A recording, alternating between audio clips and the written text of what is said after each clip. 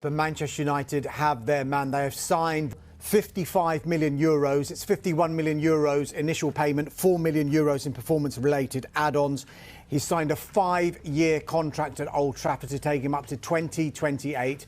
And there is the option for a further year until 2029. Make no mistake about it, this was Manchester United's first choice. This was a deal that was driven and pushed by their manager. Yeah, it's going to be a huge summer, isn't it, for Manchester United? We know there's a lot of attention and pressure under Ruben Amorim as he looks to reshape this Manchester United squad under his DNA. And this man is without question going to be a big part of it. But Manchester United have got to get to the price that Brentford want. We know that their first offer has been rejected. That was £45 million plus 10 million in add-ons. Our information is that Brentford are looking for £60 million upward. This is a man that's almost guaranteed goals for Brentford.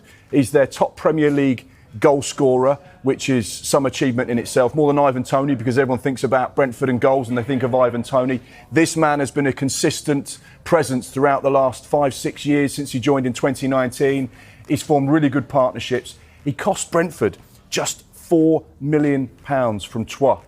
He was scouted, watched, looked at by Lee Dykes and Phil Giles, who have done an incredible job, and now they're looking to sell him for £60+ million. So first offer rejected. However, we know that Manchester United are super keen on Bryan Mbeumo, so it's expected there will be a second offer at some stage soon. OK, so they want him. Are forwards the priority for United, Carve? I think they are. Scoring goals was a major problem for United last season. They're moving quickly to address that glaring weakness. We've already seen them complete a deal for Matheus Cunha. I think Bryan Mbeumo has basically let everyone know that he wants to move to Manchester United as well. So I think there's a good chance that this deal will be done pretty quickly. Also, there's a possibility that United may sign another forward as well. There have been lots of reports today that they may go in for Viktor Gyokeres at Sporting. Now, he's somebody who, of course, has worked with Ruben Amorim. Amorim knows him well. I'm sure there are lines of communication that are open between him and Viktor Gyokeres and his representatives. The big question is, would Viktor Gyokeres be willing to move to Manchester United when they're not in Europe? He's going to have options of playing for Champions League clubs. He could even stay at Sporting and play in the Champions League as well. But I still think United have got a big pull. And what we're seeing this summer from Manchester United is they are not just going to take,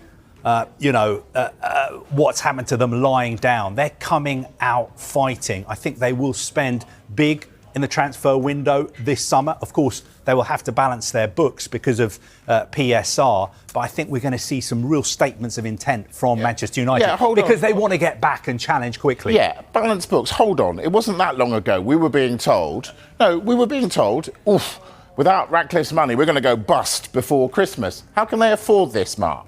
Well, quite simply because they're Manchester United. They're Manchester United. They're one of the biggest clubs in the world. They turn over a huge sum of money and they will try and trade and recycle cash. And that's what a lot of clubs are doing. How can we raise funds to spend money here? But we need to get some money in. Number of players I could chuck at you, Mike, that will be on the top of the list for Manchester United with regards to exits. Marcus Rashford. We know that the clause for Aston Villa to trigger was £40 million. So they'll be saying he's had a really good, solid second half of the campaign, played Champions League football. We know that there are suitors there. Wages may be a problem. But that's complex, isn't it? It's not complex. Easy to get him out. But if there is someone that can come to the table at Old Trafford and say, we want Marcus Rashford and we're willing to pay £30-40 million, that will be offsettable 100% with regards to PSR because he's a homegrown academy product. So therefore, those are the ones that tick boxes. The same with Alejandro Garnacho, the same with Jadon Sancho. We know that there are players there potentially that could raise upwards of £100 million. Okay.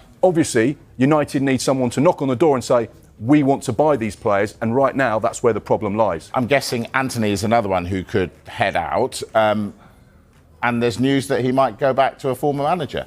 Yeah, again, we're talking windows about the domino effect, and this is very much something that could be triggered by Florian Wirtz leaving Bayer Leverkusen, going to Liverpool, and we understand that the replacement for Wirtz at Leverkusen would be this man, Anthony. He cost Manchester United in 2022 £86 million. Huge investment. Safe to say it hasn't quite worked out yet at Old Trafford.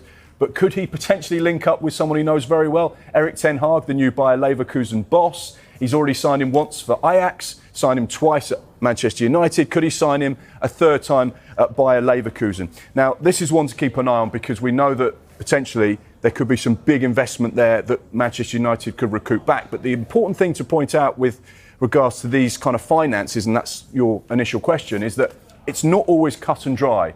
Manchester United paid £86 million for him, but there will be wages, bonuses,